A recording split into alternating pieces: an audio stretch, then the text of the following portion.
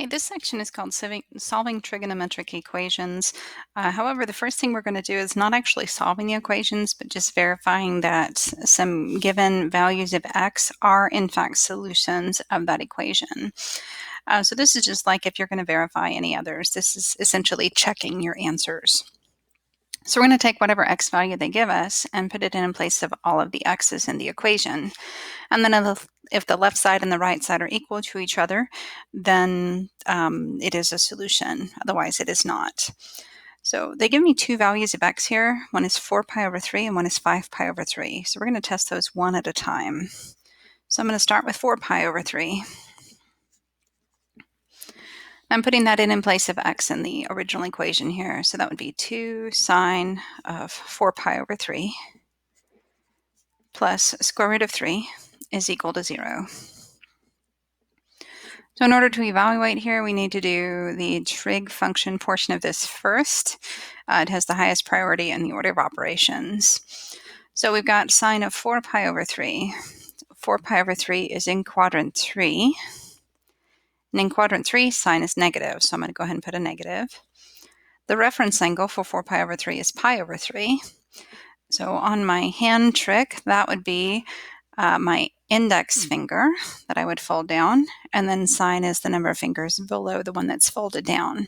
So since there are 3 fingers below, that would be square root of 3 over 2. And then plus square root of 3 is equal to 0.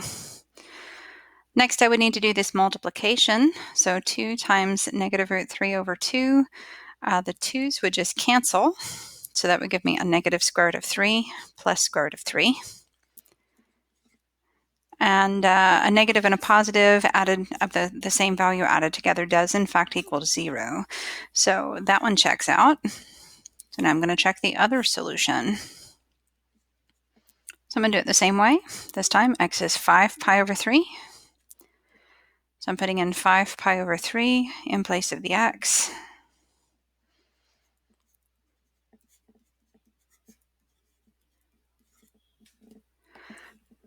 Then again, the trig function portion of that, the trig expression, has to be evaluated first. So let's see, the angle 5 pi over 3 is in quadrant 4. In quadrant 4, sine is negative, so I'm going to go ahead and put down a negative. The reference angle, once again, for 5 pi over 3 is pi over 3.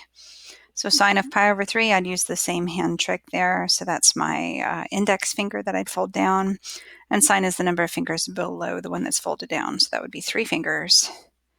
So that'd be square root of 3 over 2. Once again, the next thing would be the 2's would cancel. So that would give me a negative square root of 3 plus the square root of 3. And again, a negative and a positive of the same value added together does in fact equal 0. All right, so now you're going to try this second one here. The values that you're given for x are pi over 2 and 7 pi over 6. So I want you to try it first and then watch the video and see if you got it correct.